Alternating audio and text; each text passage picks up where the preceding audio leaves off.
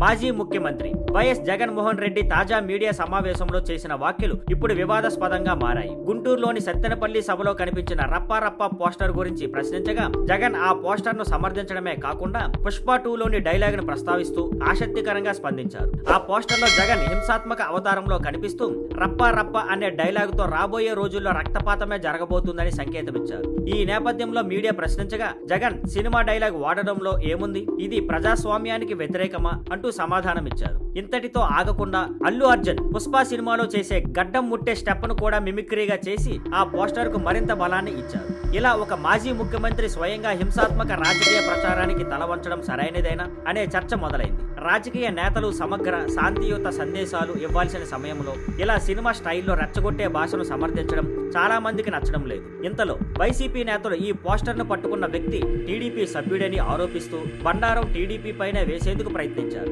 కానీ ప్రజల్లో ఇది నమ్మకం పొందలేదు. ఇప్పటికే ఈ పోస్టర్ వల్ల జగన్ ఇమేజ్ కు దెబ్బ తగలగా ఇప్పుడు డ్యామేజ్ కంట్రోల్ మోడ్ లోకి వెళ్లిపోయారు. Thank you for watching. Please like, share and subscribe.